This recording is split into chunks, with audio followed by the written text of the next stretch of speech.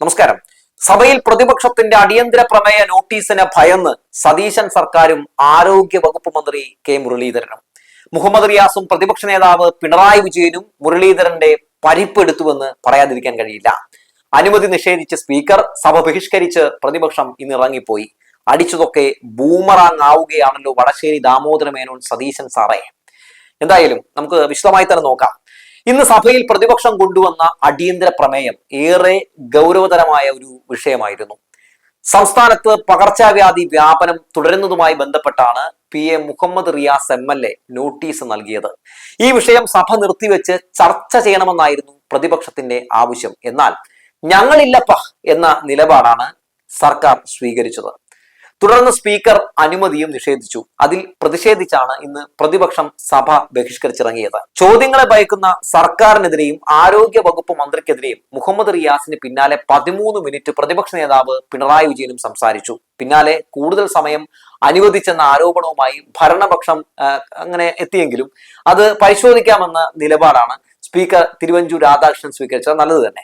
ഗുരുതരമായ വിഷയത്തിൽ ആരോഗ്യ വകുപ്പ് മന്ത്രി അത്യന്തം ലാഘവത്തോടെയാണ് പ്രതികരിച്ചതെന്ന് പ്രതിപക്ഷ നേതാവ് പിണറായി വിജയൻ കുറ്റപ്പെടുത്തുന്ന കാഴ്ച ഇന്ന് സഭയിൽ കണ്ടു. നിപ്പ വേറൊരാളിലേക്കും പകരാത്ത നല്ല കാര്യമാണെന്ന് പ്രതിപക്ഷ നേതാവ് പിണറായി വിജയൻ പറയുന്ന കാഴ്ചയും കണ്ടു. ആരും മരിച്ചില്ല എന്നത് നല്ല കാര്യമാണെന്നും പ്രതിരോധ നടപടികളിൽ വലിയ കാലതാമസം ഉണ്ടായെന്നും ഒക്കെ ഇന്ന് മുരളിയെ നോക്കി തന്നെ പിണറായി വിജയൻ സംസാരിക്കുന്നുണ്ടായിരുന്നു. ആരോഗ്യമന്ത്രിയുടെ എരണം കെട്ടവൻ എന്ന മുമ്പത്തെ പരാമർശത്തെയും എന്തായാലും പിണറായി വിജയൻ ഇന്ന് സഭയിൽ എടുത്തു പറഞ്ഞുകൊണ്ട് പ്രതിരോധം തീർക്കുന്ന കാഴ്ച കൂടി കണ്ടു. അദ്ദേഹത്തിന് അങ്ങനെയാണ് തോന്നിയിരുന്നത്. എരണം കെട്ടവർ ചെയ്ത കാര്യങ്ങൾ ഉണ്ടായിരുന്നുവെന്നും അന്ന് പ്രതിരോധ പ്രവർത്തനങ്ങൾ നടത്തിയത് എല്ലാവരും ചേർന്നാണെന്നും ഒക്കെ പിണറായി വിജയൻ നല്ല മാസ ഡയലോഗ് എന്ന് സഭയിൽ വെച്ച് കീച്ചുമ്പോൾ നമ്മുടെ മുരളീധരൻ തലചൊറിഞ്ഞിരിക്കുകയായിരുന്നു. ഭരണപക്ഷം ശബ്ദമുണ്ടാക്കി പ്രസംഗം അലങ്കോലപ്പെടുത്താൻ വേണ്ടി ശ്രമം നടത്തുകയായിരുന്നു. പക്ഷേ അതിനു മുമ്പിലൊന്നും കീഴടങ്ങാതെ പിണറായി വിജയൻ തുടർന്നു എന്നുള്ളതാണ്. എല്ലാവരെയും ഒന്നിച്ച് ചേർക്കുക എന്നത് പ്രധാനമാണെന്നും കഴിഞ്ഞ കാലങ്ങളിൽ നിപ്പ വന്നപ്പോഴെല്ലാം ആരോഗ്യ മന്ത്രി പെട്ടെന്ന് സ്ഥലത്തെത്തി കാര്യങ്ങൾ ഏകോപിപ്പിക്കാൻ ശ്രമിച്ചു എന്നും ഒക്കെ എന്തായാലും പിണറായി വിജയൻ ഒരു ഉപദേശം പോലെ ഈ മുരളീനോട് പറഞ്ഞു കൊടുക്കുന്നുണ്ട്. ഇവിടെ നിപ്പ ബാധിച്ച സ്ഥലത്ത് എത്താൻ ആരോഗ്യമന്ത്രി എത്ര ദിവസം എടുത്തു എന്നും ഒക്കെ പിണറായി വിജയൻ വലിയ രീതിയിൽ തന്നെ വിമർശനം ഉന്നയിക്കുന്നുണ്ട്.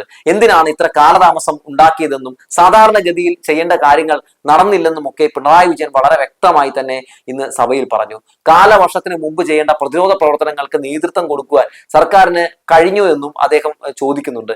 അങ്ങനെ നിരവധി ചോദ്യങ്ങളൊക്കെ ചോദിച്ച ശേഷമാണ് ഈ പറയുന്ന ഇത്തരം ഈ ചർച്ച എന്തായാലും സഭ നിർത്തിവെച്ച് നടത്താൻ കഴിയുകയില്ല എന്ന് സ്പീക്കർ പറഞ്ഞത്. പിന്നീട് ഞങ്ങൾ അതുകൊണ്ട് അത് ചർച്ച നടത്താൻ കഴിയില്ല എന്ന് പറഞ്ഞതുകൊണ്ട് സഭ ബഹിഷ്കരിക്കുകയാണ് എന്ന് പറഞ്ഞുകൊണ്ട് പിണറായി വിജയനും LDF മുന്നണിയിൽ എല്ലാവരും ഇറങ്ങി പോകുന്ന കാഴ്ചയൊക്കെ നമ്മൾ കണ്ടു. അതേസമയം മുഹമ്മദ് റിയാസും ഇന്ന് പറഞ്ഞ കാര്യങ്ങൾ കൂടി എടുത്തു പറയേണ്ടതുണ്ട്.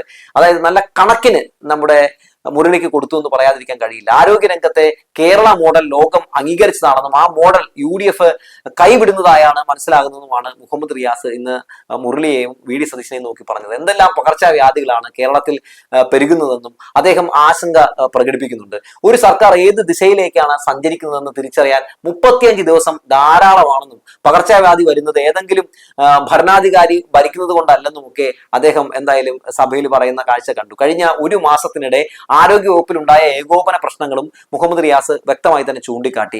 എബോള കേരളത്തിൽ ഇല്ലെന്ന് ആരോഗ്യ വകുപ്പ് മന്ത്രി പറയുമ്പോൾ ഉദ്യോഗസ്ഥർ കുറച്ചു കഴിയുമ്പോൾ മാറ്റി പറയുമോ എന്നാണ് പ്രശ്നമെന്നും ഒക്കെ ഇന്ന് റിയാസ് പറയുന്നത് കേട്ടു. നിപ്പ ഫലം കിട്ടിയില്ലെന്ന് മന്ത്രി പറഞ്ഞ് കുറച്ചു കഴിയുമ്പോൾ ഫലം കിട്ടിയെന്ന് കളക്ടർ പറയുന്നു.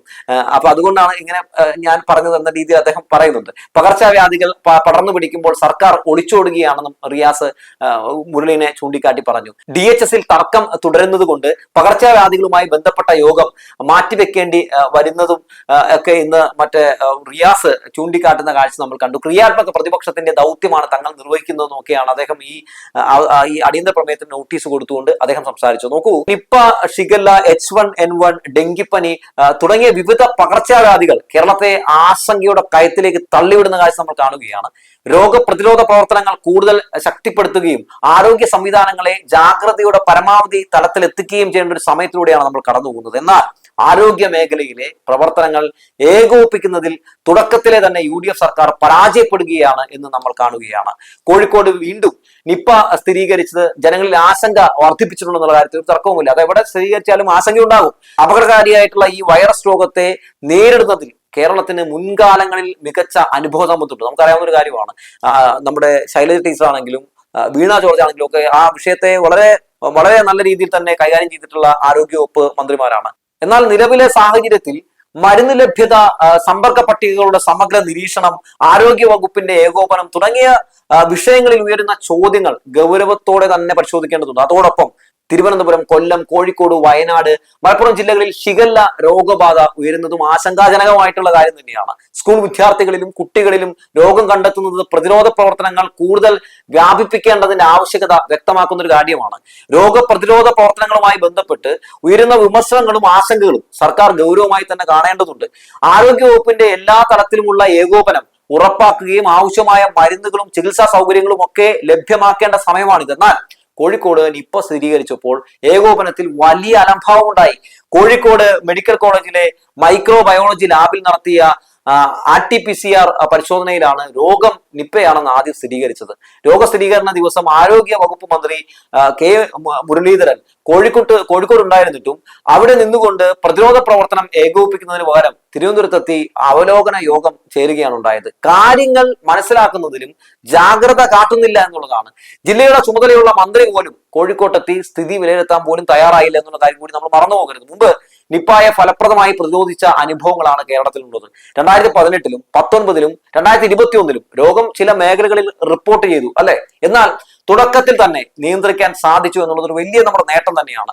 രോഗലക്ഷണം അറിഞ്ഞപ്പോൾ തന്നെ അന്നത്തെ ആരോഗ്യ വകുപ്പ് മന്ത്രിമാർ നേരിട്ട് സ്ഥലത്തെത്തി കൂടെ നിന്ന് ഞങ്ങൾ കൂടെയുണ്ട് എന്ന് അവരെയൊക്കെ ബോധ്യപ്പെടുത്തിക്കൊണ്ട് പ്രതിരോധ പ്രവർത്തനങ്ങൾക്ക് നേതൃത്വം നൽകി എണ്ണയിട്ടതുപോലെ പ്രവർത്തിക്കുകയായിരുന്നു. ആരോഗ്യവകുപ്പിന്റെ ജീവനക്കാർക്കും നാടിന് തന്നെ നൽകിയ ഒരു ആശ്വാസം അത് ചെറുതൊന്നും ആയിരുന്നില്ല.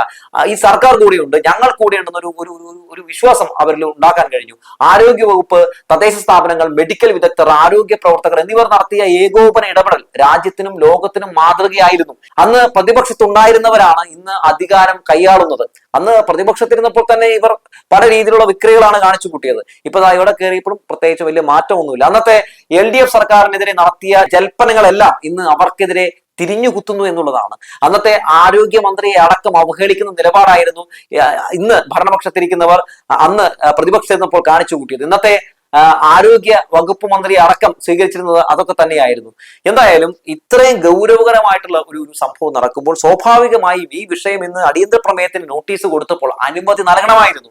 അപ്പോൾ ഒരു വിഷയത്തിലും, അതായത് പ്രതിപക്ഷം കൊണ്ടുവരുന്ന ഒരു അടിയന്തര പ്രമേയ നോട്ടീസിലും സഭ നിർത്തിവെച്ച് ചർച്ച ചെയ്യാൻ കഴിയില്ല എന്ന് പറയുന്നത് ഒരു ഒളിച്ചോട്ടമാണ്. ഈ സഭ ആരംഭിച്ചത് മുതൽ, ഈ സർക്കാർ അധികാരത്തിൽ വന്നത് മുതൽ കൊടുത്തിട്ടുള്ള ഒരു രീതിയിലുള്ള അടിയന്തര പ്രമേയ നോട്ടീസിനും അനുമതി നൽകുന്നില്ല എന്നുള്ളത് ജനങ്ങൾ വളരെ ശ്രദ്ധയോടെ തന്നെ നോക്കിക്കാണുന്നുണ്ട്. നിങ്ങൾ എന്തിനെയാണ് ഭയക്കുന്നത്, ആരെയാണ് ഭയക്കുന്നത് എന്ന് ചോദിച്ചാൽ നിങ്ങൾ നിങ്ങളെ തന്നെയാണ് ഭയക്കുന്നത് എന്നുള്ളതാണ്. നിങ്ങൾക്കറിയാം നിങ്ങളുടെ പരാജയങ്ങളും നിങ്ങളുടെ വകുപ്പുകളിൽ വരുന്ന പല രീതിയിലുള്ള അനാസ്ഥകളും നിരുത്തരവാദപരമായിട്ടുള്ള സമീപനങ്ങൾ മൂലം ഈ സംസ്ഥാനത്തിനുണ്ടാകുന്ന പ്രശ്നങ്ങളും ബുദ്ധിമുട്ടുകളും ഒക്കെ നിങ്ങൾക്കറിയാം. അതൊക്കെ ചോദ്യം ചെയ്യപ്പെടുമെന്ന ഭയമാണ് ഇത്തരം നോട്ടീസുകൾ മുന്നിൽ വരുമ്പോൾ അനുമതി നിഷേധിക്കപ്പെടാൻ കാരണമെന്നാണ് ഞാൻ മനസ്സിലാക്കുന്നത്. എന്തായാലും ഈ വിഷയം ഏറെ ഗൗരവകരമായിട്ടുള്ള വിഷയമാണ്. മഴ ആരംഭിക്കാൻ പോവുകയാണ്. പനിയും അതും ഒക്കെ ആയിട്ട് ആളുകൾ ആശുപത്രിയിലേക്ക് ഒഴുകുകയാണ്. അവർക്ക് വേണ്ട പല സൗകര്യങ്ങളും അവിടെ ആവശ്യമാണ്. അല്ലാതെ എന്ത് ചോദ്യം ചോദിച്ചാലും ഉദ്യോഗസ്ഥരുടെ തലയ്ക്കും പടലേക്കും എടുത്തു വെച്ചുകൊണ്ട് ഒഴിഞ്ഞു മാറിയിട്ട് ഒരു കാര്യവുമില്ല മുരളി സാറേ എന്ന് പറഞ്ഞു വെക്കുകയാണ്. എറണം കെട്ടവന്മാർ നാട് ഭരിച്ചാൽ ഇതല്ല ഇതിലപ്പുറവും സംഭവിക്കുമെന്ന് ഞാൻ എന്തായാലും പറയുന്നില്ല. കാരണം കുറച്ച് മാന്യത ചിലയിടങ്ങളിൽ നമ്മൾ പുലർത്തേണ്ടതുണ്ട്. മാത്രമല്ല നമുക്ക് ഈ സമയത്ത് വേണ്ടത് പക്വതയാണ്. ഈ സമയത്ത് നമ്മൾ കാണിക്കേണ്ടത് എന്താണ്? ഇതുപോലുള്ള സംസ്കാരമാണെന്ന് പറഞ്ഞു വെച്ചുകൊണ്ട് നിർത്തുകയാണ്. ആരോഗ്യ വകുപ്പ് മന്ത്രി സാറേ എന്ന് പറഞ്ഞു വെച്ചുകൊണ്ട് നിർത്തട്ടെ.